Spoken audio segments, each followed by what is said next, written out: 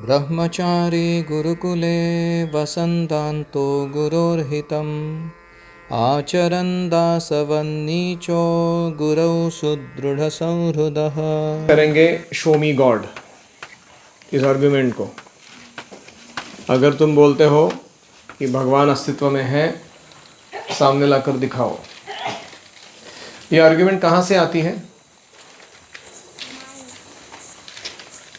प्रत्यक्ष प्रमाणवादी, यानी सेंसेस जो है हमारे इंद्रिय, उनसे जब तक कोई चीज़ महसूस नहीं की जा सकती, देखी नहीं जा सकती, सुनी नहीं जा सकती, चखी नहीं जा सकती, तब तक वो अस्तित्व में ही नहीं है, ऐसे कुछ लोगों का मानना है। सेंसेस गिव राइट इंफॉर्मेशन, ऐसा इनका मानना है। क्या ये सही है?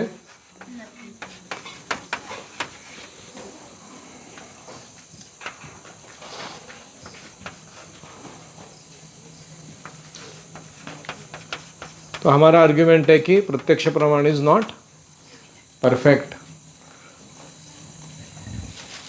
जैसे ऐसी कोई चीजें हैं जो दिखती नहीं लेकिन अस्तित्व में है।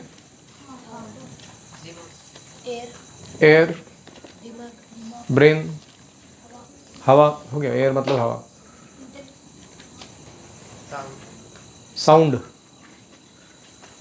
इलेक्ट्रॉन्स,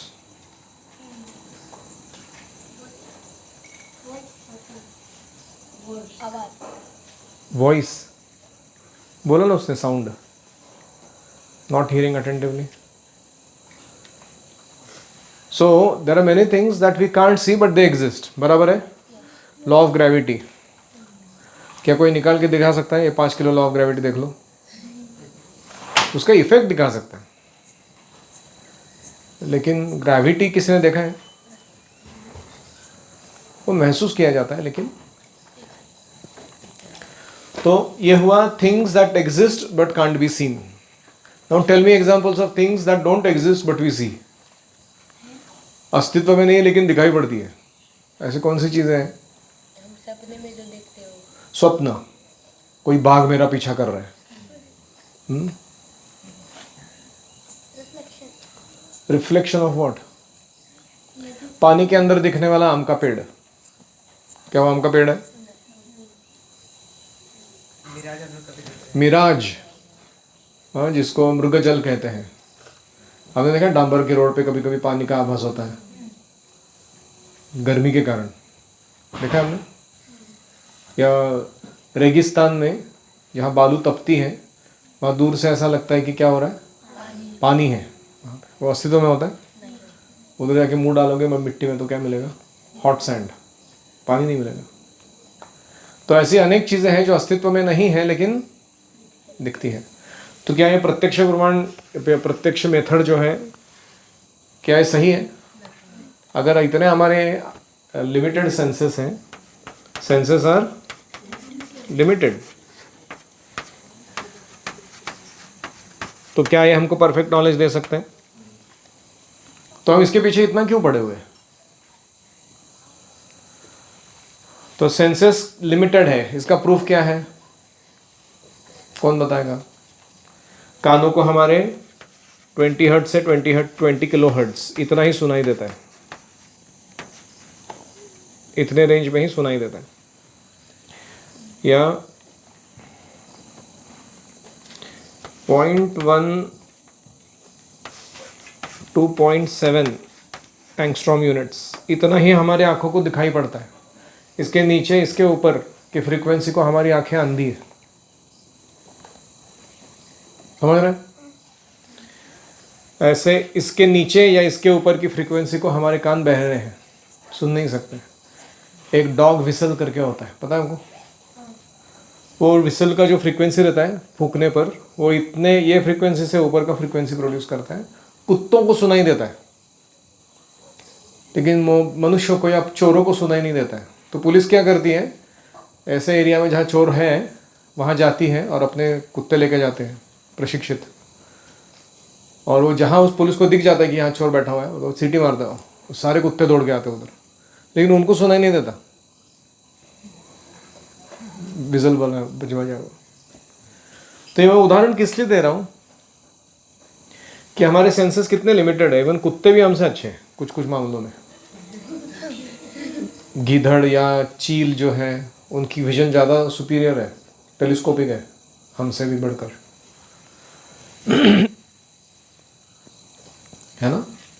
तो इसलिए सेंसेस लिमिटेड है, सेंसेस इम्परफेक्ट है, वो सही आकलन या सही परसेप्शन होने नहीं देते हैं चीज़ों का।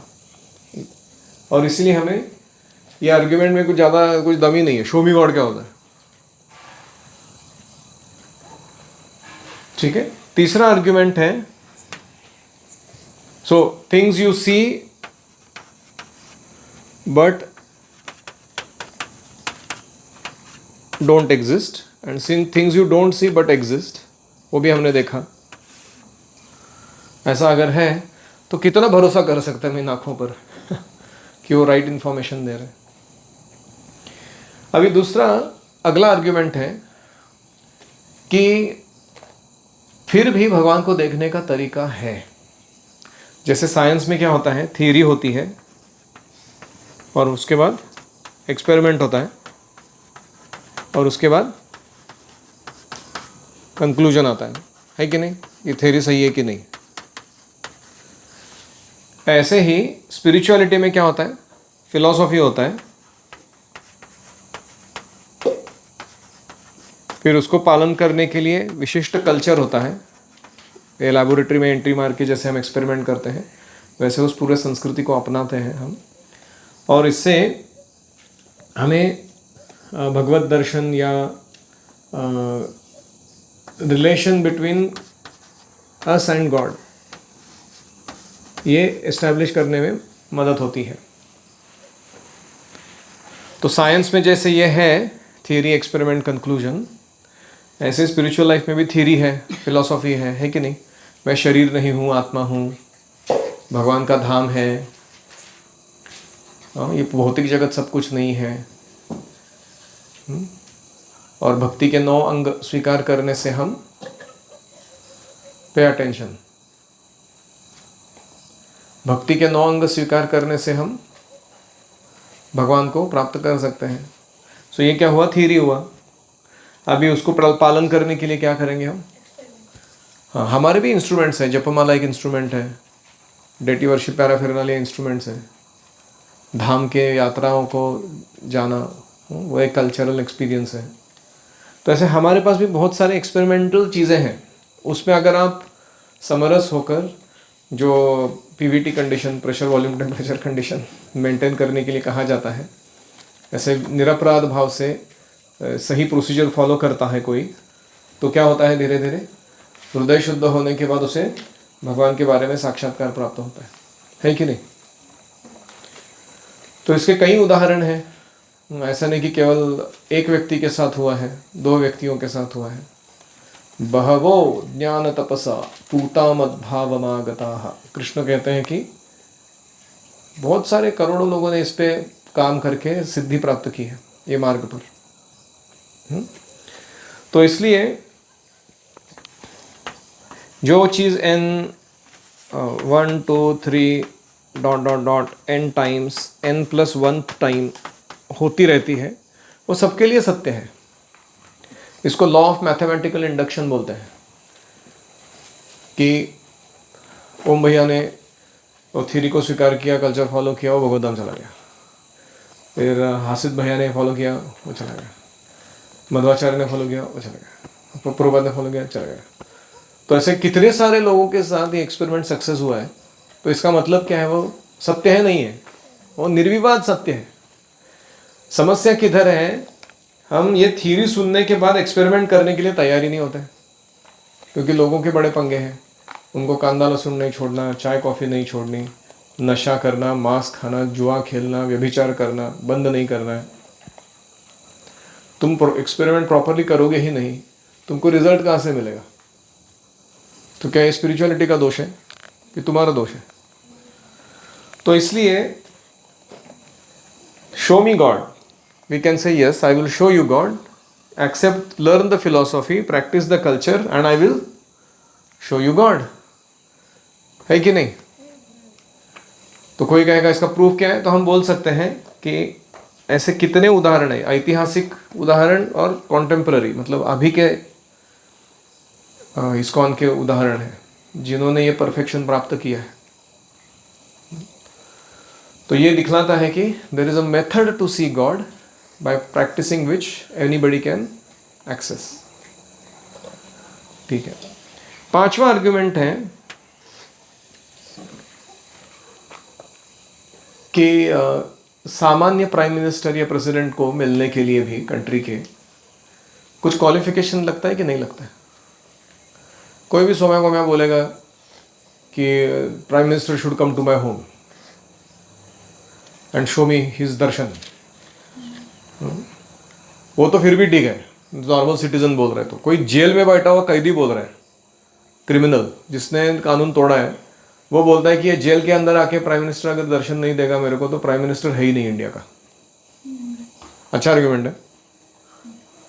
मतलब प्राइम मिनिस्टर ने सारे अपने महत्वपूर्ण काम छोड़कर बस एक व्यक्ति के विम्स को फुलफिल करने के लिए, मनगढ़ंत इच्छा को, उसके सामने आके बताना है कि भाई मैं हूँ प्लीज़, हाँ, वरना तुम मुझे नहीं मानोगे तो फिर बहुत अनर्थ हो जाएगा.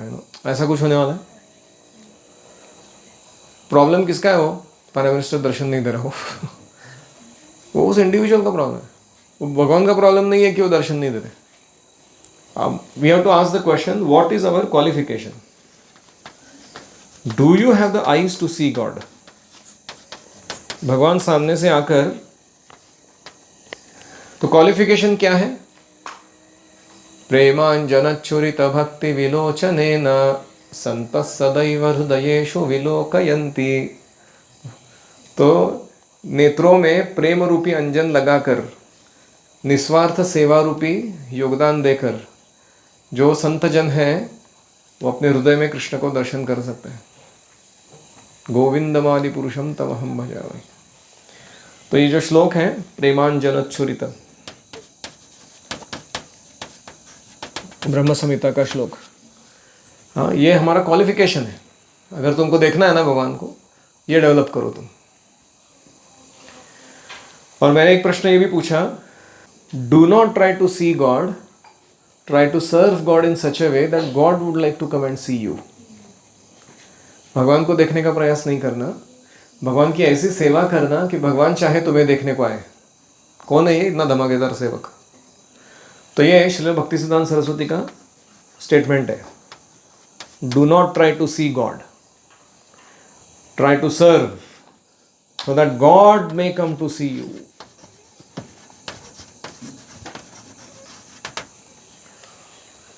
तो एक कंपनी थी बड़ी, और उस कंपनी का बहुत रईस मालिक था, और एक व्यक्ति उस कंपनी के किसी एक डिपार्टमेंट में काम करता था. वो कंस्ट्रक्शन कंपनी था वो. और ये व्यक्ति 35 साल 40 साल काम किया वो कंपनी में, और उसका ट्रैक रिकॉर्ड था कि उसने एक भी छुट्टी नहीं लिया था कभी, और उसने बहुत प्रॉफिट कमा के दिया था अपने काम से कंपनी को. तो जब उसका रिटायरमेंट का टाइम आया तो उसके जो सुपीरियर्स थे उसने जाके वो ओनर को बताया क्या ऐसा एक महान व्यक्ति है हमारे कंपनी में, 40-50 साल में छुट्टी नहीं लिया, वो अभी रिटायर होने जा रहा है और इतना प्रॉफिट कमा के दिया हमारे कंपनी को उसने. तो मालिक बहुत इंप्रेस हो गया, बोला कौन है ये व्यक्ति, मेरे को दिखाओ, मुझे जाके देखना है उसको. तो लोगों ने बोला कि उसका भी फंक्शन होने वाला है रिटायरमेंट का, एक 5-6 महीने में, तब आप खुद आइए और उसको सम्मानित कीजिए. तो मास्टर ने एक और आइडिया निकाला, बोला एक और काम करो. क्या काम करें? तो उन्होंने बोला कि इसको और एक घर बनाने को बोला. उसको बोला कि तुमको खुली छूट है, जितना क्वालिटी का मटेरियल यूज़ करना है कर सकते हो, जितना आर्टिस्टिक बनाना है बना सकते हो, जो तुम्हारा बेस्ट सिस्टम्स फॉलो करने हैं तुमको वो कर सकते हो, सुविधा कर रहे हैं क्रिएट वो कर सकते हो, पैसे का कोई लिमिट नहीं.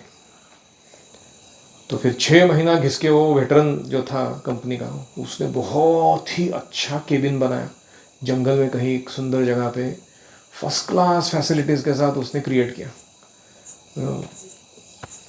उसमें सब कुछ था फैसिलिटीज़। तो जब उसका रिटायरमेंट का डे पास में आया, वो कम केबिन बन गया वो, तो मालिक ने बुलाया, खुद मालिक आया उसके सेरेमनी में, रिटायरमेंट सेरेमनी में। उसने पहली बार देखा कि बॉस खुद कंपनी का ओनर आके वो सम्मान दे रहा है उसको। फिर बॉस ने अनाउंस किया सबके सामने कि ये व्यक्ति ने ऐसा सेवा किया है हमारा, मैं इसका ऋणी हूँ, ना कि ये मेरा ऋणी है। इसके कारण ये कंपनी ऐसे मुकाम पर पहुंची है कि इतना प्रॉफिट कमा रही है, इतने सारे कार्य कर पा रही है। मैं इसको कुछ रिवॉर्ड देना चाहता था, तो मैंने इनको कुछ असाइनमेंट दिया था लास्ट टाइम। वो जो घर इसने बनाया है, मैं इसी को रिवॉर्ड के रूप में दे रहा हूँ, इसी व्यक्ति को। तो सोचो, अगर व्यक्ति सोचता था क्या लास्ट का असाइनमेंट, अभी तो कंपनी वैसे भी रिटायर होने का है, कुछ भी टाइम पास करके थोड़ा बना देते हैं, कौन देखने वाला है जाके। कोई क्वेश्चन तो करने वाला था नहीं, जो बनाना है बनाओ। और उसने मीडियोकर काम किया रहता था तो उसको ही वो भुगतना पड़ता था वो क्योंकि उसको ही मिल रहा है वो एंजॉय करने के लिए। ऐसे ही हमारा जो जीवन है, ये पूरे जीवन भर हम निस्वार्थ भावना से कृष्ण की सेवा करेंगे, तो कृष्ण नोट कर रहे हैं हर चीज़ को, क्या क्या किया इस भक्त ने। इतना ही नहीं, हम जो जो कर रहे हैं अभी भगवान के लिए, हम यहाँ मंदिर बना रहे हैं, तो भगवान हमारे लिए स्पिरिचुअल वर्ल्ड में घर बना रहे हैं, क्योंकि कृष्णा इज फुल्ली रेसिप्रोकल। लेकिन कृष्ण का रेसिप्रोकेशन हम तुलना नहीं कर सकते। हमारे पास 2 हाथ हैं, कृष्ण के पास कितने हाथ हैं? और अपने 10 हाथों से वो कुछ देना चाहते हैं, हम 2 हाथों से कितना पकड़ सकते हैं, है कि नहीं? और अपने 10 हाथों से वो कुछ छीन लेना चाहते हैं, तो हम अपने 2 हाथों से कितना रक्षा कर सकते हैं उसको। सोचो, आपने 2 हाथ में कुछ पकड़ के रखा है, कोई व्यक्ति है, उसने दोनों हाथ आपने निकाल दिए, वस्तु सामने से निकाल दिया आपके, क्या कर सकते हो? क्योंकि 10 हाथ है उसको सहस्त्र शीर्षा पुरुषः सहस्राक्ष सहस्रपात् स भूमिं विश्वतो वृत्वा अत्यतिष्ठत् दशांगुलम। ऐसा व्यक्ति के साथ क्या कंपटीशन करने का तो इसलिए हम कृष्ण के साथ कंपटीशन करने के लिए नहीं है, कोलैबोरेशन करने के लिए। कृष्ण चाहते हैं कि हम को क्रिएटर्स बने, उनके साथ कुछ अच्छा निर्माण करें जो सबकी सेवा में आए। और इसीलिए ऐसा जो व्यक्ति जीवन जिएगा, उसको कृष्ण स्वयं आकर दर्शन देंगे जीवन के अंत में, और उसे भगवत धाम ले जाकर एक फर्स्ट क्लास फैसिलिटी प्रदान करेंगे, निरंतर अपने साथ रखने कर प्रेम का आदान प्रदान करने की सुविधा देंगे। सो नेक्स्ट पॉइंट, शो मी गॉड बोला तो क्या बोलना है?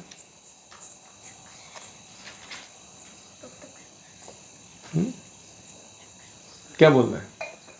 प्रत्यक्ष प्रमाण is not perfect, senses are limited, they can't give perfect knowledge.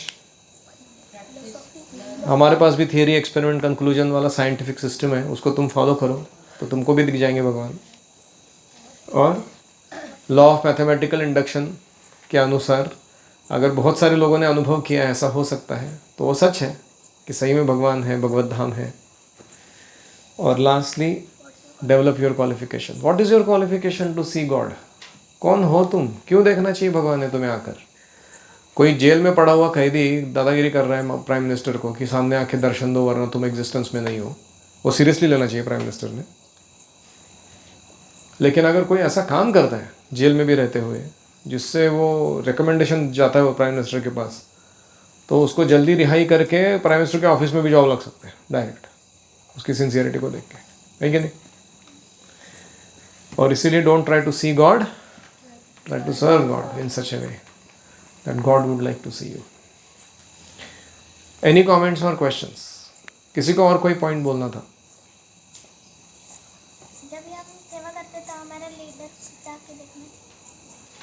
हम जब सेवा करते हैं तो हमारे लीडर्स को संतुष्ट करना चाहिए जिन्होंने सेवा दी है। और कोई? राइट, सो नेक्स्ट आर्ग्यूमेंट, भक्ति जो है वो बुढ़े लोगों का काम है।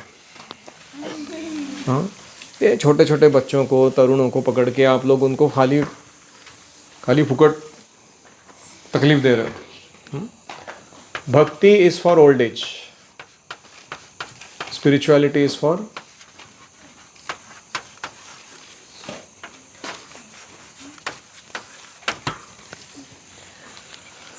तो ये एक टिपिकल आर्ग्यूमेंट है, लोग देते हैं। क्या कहेंगे आप इनको? किसी ने कहा कि तुम क्या यार, तुम सिद्धेश्वर, हाँ, धोती कुर्ता तिलक शेंडी टक्कल, हाँ, क्या हाल बना के रखा है अपना। दुनिया किधर जा रही है, तुम किधर जा रहे हो? तुम्हारे फ्रेंड्स देखो पबजी फ्री फायर खेल रहे हैं, लड़कियों को घुमा रहे हैं, बॉयफ्रेंड गर्लफ्रेंड रिलेशनशिप बनाते हैं, हीरोगिरी कर रहे हैं, बाइक्स पे आवाज़ करते हुए एंट्री मार रहे हैं कॉलेज में या जो भी, और तुम अपना एक बीड़ बैग लेके हरे कृष्णा कृष्णा कृष्णा हरे हरे हरे राम राम राम हरे हरे, हाँ, ऐसे सब करते बैठे हो। क्या धैर्य? किसी फ्रेंड ने बोला कि नहीं बोला अभी तक? किसने बोला? बोला है ना? ये क्या उम्र है? बुढ़ा हो गया तू? ये बुढ़े लोगों के काम है, इनका कोई सेंसेस पावरफुल नहीं अभी रहा, कुछ दूसरा करने को हो ही नहीं जब जीवन में। जवानी फिर ना आए, जीने के 2-4 दिन, उसमें जो यूथ है वो तो ज़्यादा देर टिकने वाला नहीं है। इसमें अगर तुमने एंजॉय नहीं किया प्रॉब्लम हो जाएगा तुमको। फिर बुढ़ापे में तुम कोसते रहोगे कि अरे यूथ था तब एंजॉय नहीं किया, अभी एंजॉय करने का इच्छा है लेकिन कुछ काम ही नहीं कर रहा, आँख काम नहीं कर रही, नाक काम नहीं कर रहा, दांत काम नहीं कर रहे, मतलब गिर ही गए वो, काम क्या करेंगे। अभी ऐसे अवस्था में तुम क्या भोग करोगे?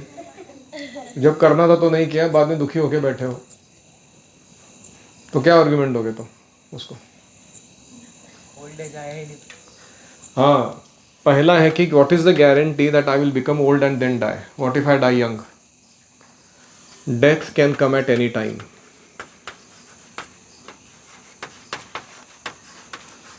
क्या गारंटी है क्या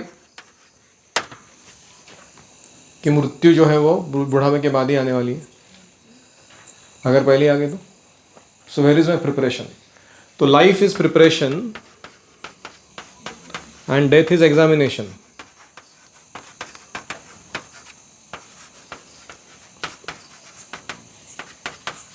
Accordingly there is promotion or demotion. तो आपने प्रिपरेशन अच्छा किया है तो एग्जाम में पास हो जाओगे, अच्छे ग्रेड्स मिलेंगे तो हायर लाइफ एंजॉय कर सकते हो अगले जन्म में। प्रिपरेशन ठीक नहीं किया तो लोअर स्पीशीज में ज़्यादा पड़ेगा मृत्यु के बाद। तो टाइम है किसके पास? और दूसरा प्रॉब्लम क्या है, ये डेथ जो एग्जामिनेशन है इसका टाइम टेबल ही नहीं मालूम है हमको, कब आने वाला है वो। इट्स अ सरप्राइज टेस्ट, अचानक आ जाता है वो, है कि नहीं? कोई यहाँ पे आदमी गारंटी दे सकता है अगले 7 मिनट तक मैं जीवित रहने वाला हूँ, 7 साल तक रहूँगा, 70 साल तक रहूँगा? कोई गारंटी नहीं। ठीक है, तो ये हो गया पहला आर्गुमेंट। दूसरा क्या है? हाथ दो। क्या हम देख सकते हैं कि स्कूल में भले हम लोग यूथ है, फिर भी हमको कितना मतलब आश्रम में भी एंजॉयमेंट मिलते रहता है, अलग अलग फीस्ट फेस्टिवल होते रहते हैं। ओके, तो भक्ति इज प्योर एंजॉयमेंट। ऐसा नहीं कि हम अपने यूथ को एंजॉय नहीं कर पा रहे हैं भक्ति के कारण, ऐसा बिल्कुल नहीं है। आपको लगता है ऐसा? आप एंजॉय नहीं कर पा रहे हो? कुछ प्लेजर से एंजॉय नहीं कर पा रहे, पबजी फ्री फायर या जो भी फालतू के मूवीज या नॉनसेंस एडवेंचर स्पोर्ट, जान जोखिम में डालने के काम, वो नहीं कर पा रहे हो। लेकिन क्या एंजॉय नहीं कर पा रहे हो? ऐसा है? कितने इडली खाए तुमने? 7। किसने 7 के ऊपर खाए? 10 के ऊपर? तो पॉइंट क्या है कि खाने पीने से लेकर के खेल कूद में और अलग अलग जो इस वर्ल्ड के जितने भी एंजॉयमेंट्स हैं जो टिपिकली लोग करना चाहते हैं, क्या हम एडवेंचर ट्रैक नहीं करते हैं? क्या हम पिकनिक्स नहीं जाते हैं? क्या हम सॉन्ग्स नहीं गाते हैं, नाचते कूदते नहीं हैं उस पर? क्या हम अच्छा खाना नहीं खाते हैं? बहुत ही ऐसा रूखा सूखा कंदमूल खा के जी रहे हैं हम लोग। क्या एंजॉयमेंट नहीं कर रहे? सो भक्ति is full of enjoyment, but it is pure enjoyment. वो आत्मा के स्तर का शुद्ध आनंद है। तो ऐसा नहीं कि वी आर मिसिंग एनीथिंग, हम सिर्फ वो एंजॉयमेंट को नहीं करते हैं जो पापमय है, जो कृष्ण के संबंध में नहीं किया जा सकता। ठीक है, तीसरा आर्ग्यूमेंट, अगर अभी प्रैक्टिस करेंगे तो हमको फिर बाद में बुढ़ापे में तो हम कर नहीं सकते दांत वगैरह तब। हाँ, प्रैक्टिस मेक्स मैन परफेक्ट।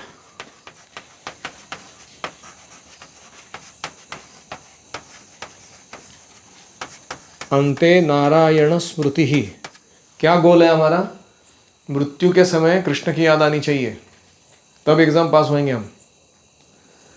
पूरा यूथ में फालतू के एंजॉयमेंट करते बैठे, जब प्रैक्टिस करने का टाइम था तो एंजॉय करते बैठे, और शरीर को मन को ट्रेनिंग ही नहीं दिया भक्तिमय जीवन जीने का, साधना करने का। तो क्या अचानक, एक मिनट, तो यूथ जब है, तरुणावस्था है, उसमें अगर प्रैक्टिस नहीं किया तो अचानक ओल्ड एज में परफेक्शन आएगा? क्या लगता है आपको? संभव है? कुछ कुछ ऐसे स्किल्स होते हैं या कुछ कुछ ऐसे क्षेत्र होते हैं जिसमें माहिर बनने के लिए लोगों को 20, 30, 40 साल तक वो प्रैक्टिस करना रहता है। वो तब जाके अच्छा गायक बनते हैं, अच्छा खिलाड़ी बनते हैं, स्पोर्ट्समैन, है कि नहीं? तो यूथ में ही प्रैक्टिस नहीं करेंगे तो बुढ़ापे में अचानक कहाँ से जमने वाला है वो सब चीज़? आप ट्राई करके देखो, कितने बूढ़े लोग हैं लेकिन उनकी आसक्ति छूटती नहीं। देखा है आपने? अभी भी वो फालतू चीज़ों में अटके पड़े हुए हैं। चाय छूटती नहीं, forget big things in life. कितने बूढ़े लोग हैं ऐसे जो साधना करते समय, अर्चना करते समय, जप करते समय अपना मन टिका नहीं पाते उस पर। एक आँख उनका खुला है, घर में क्या चल रहा है, कौन क्या बातचीत कर रहा है, किधर रेडियो पे क्या सॉन्ग चल रहे हैं, सब टाइम पास चल रहा है, और सिर्फ दिखावे के लिए कुछ घुमा रहे हैं, भक्ति का नाटक कर रहे हैं। तो ऐसा चाहिए हमको practice. So now we practice so that we perfect it in this lifetime. Prabhupada ji कहते हैं generally it takes 3 lifetimes to perfect Krishna consciousness. एक लाइफ टाइम जाता है नाम अपराध, फिर दूसरा लाइफ टाइम जाता है नामाभास, फिर तीसरे लाइफ टाइम में शुद्ध नाम, फिर वो भगवधाम के लिए योग्य बनता है, भौम वृंदावन में जन्म लेने के लिए। ये मिनिमम है, मतलब इन जनरल स्टैंडर्ड। तो अभी डिले कर देंगे, बाकी प्रोसीजर होगा कब फिर? तो इसलिए ये महत्वपूर्ण है कि अभी प्रैक्टिस करना शुरू करो, अर्लियर द बेटर, क्योंकि you can not teach new tricks to old dogs. ऐसा सुना है ना? You can teach new tricks to old dogs.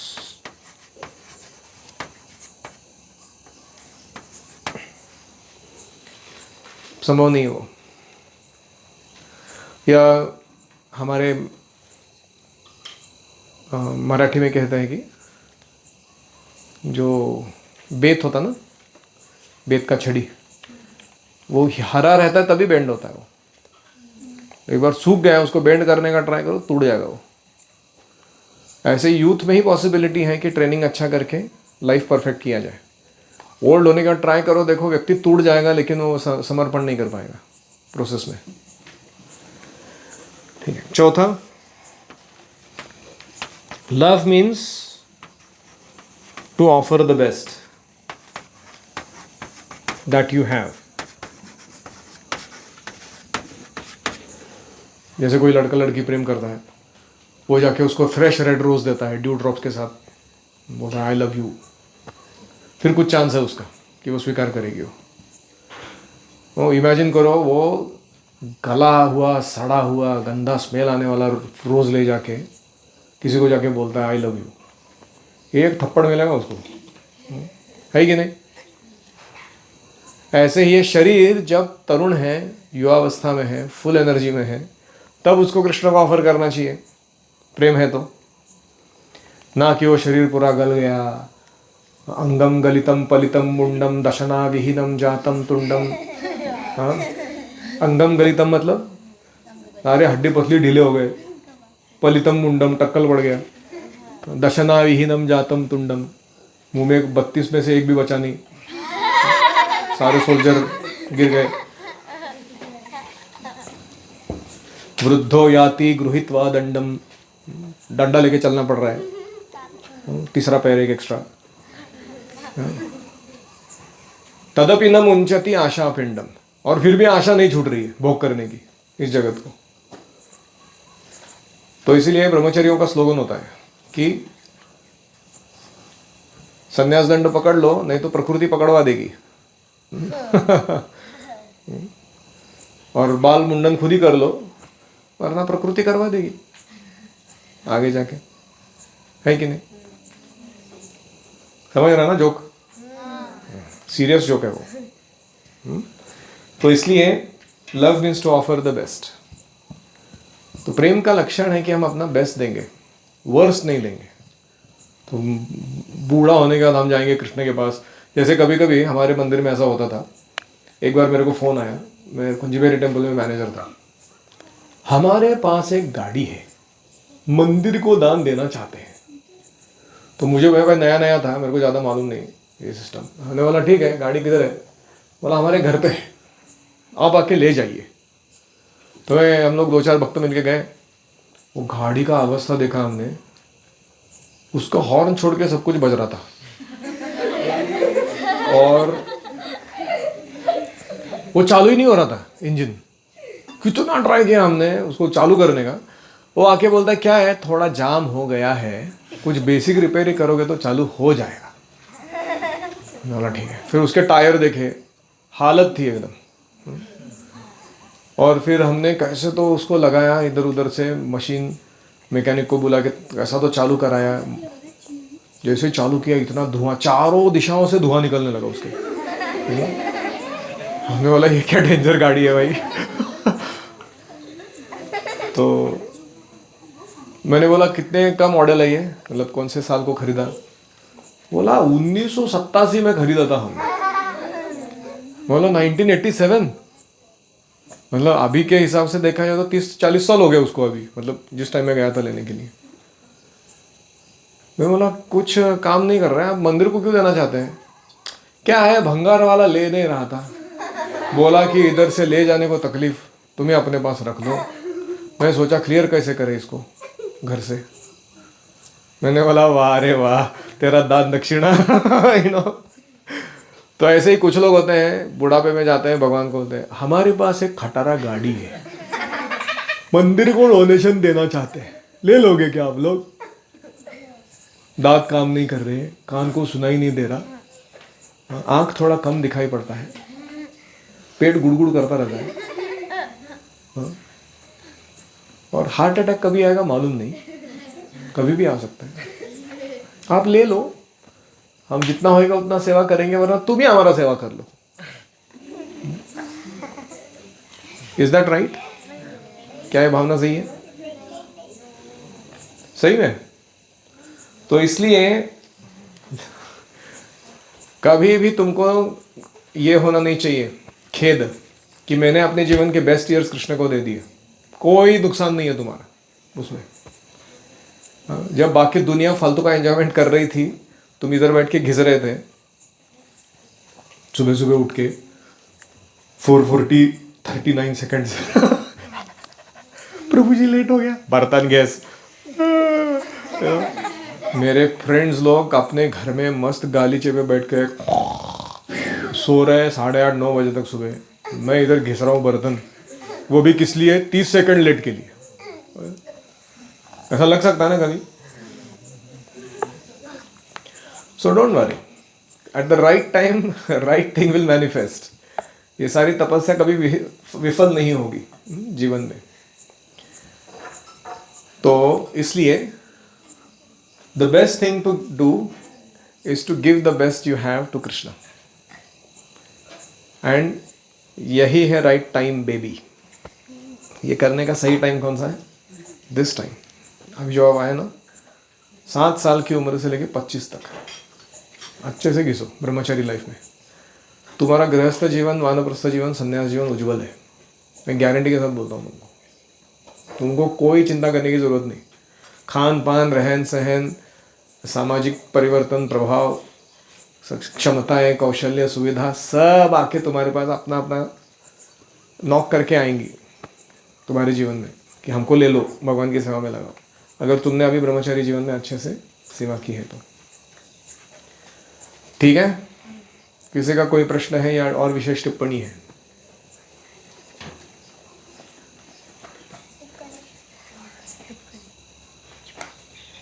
Om Shanti.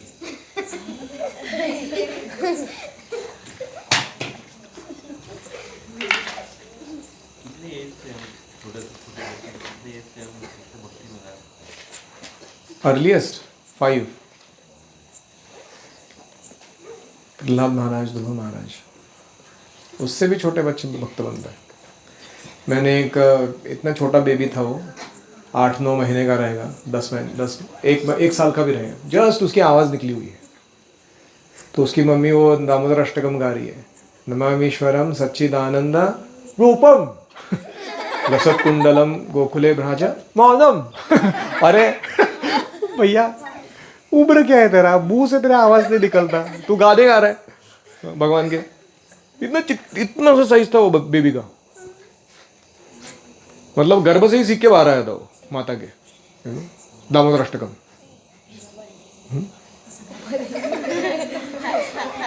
सो ऐसे लोग होते हैं. प्रहलाद महाराज तो गर्भ में ही भक्त बन गए नारद मुनि के प्रचार से. और भक्ति में कोई एज लिमिट है ही नहीं.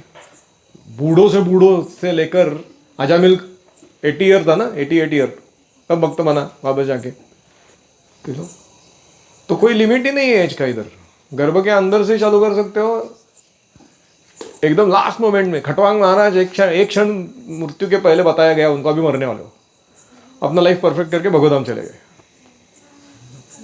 मतलब ऐसे ऐसे लोग हैं इधर. भक्ति is such an absolute process. So it's very hope giving. कभी कभी वी कैन फील हेल्पलेस कि क्या अवस्था है मेरी, क्या चल रहा है life, but we should never become hopeless. आशा को खोना नहीं है. हम होंगे कामयाब एक दिन. तो इस भावना को हमेशा मन में रखना है. ॲक्च्युली म्हणजे ज्या वेळात म्हणजे पूर्व सुकृती असेल तर आपल्याला आता त्या लहान बाळाला तर काही माहिती नाहीये की काय करायचं. त्याचं ते पूर्वजन्माचं संचित म्हणावं लागेल की त्याला ती पुण्याई मिळाली. पण काही अशी उदाहरणं आता तुम्हीच सांगितली, वारल्या कोळी ॲक्च्युली जेव्हा नामस्मरण मिळालं तेव्हाच त्याने तीव्रतेने जपलं. So what is the point?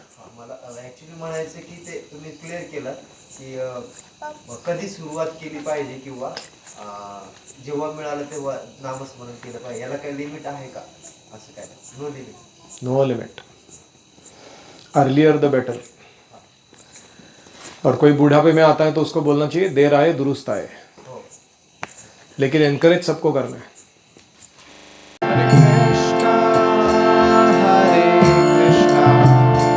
Krishna Krishna Hare Hare Hare Ram Hare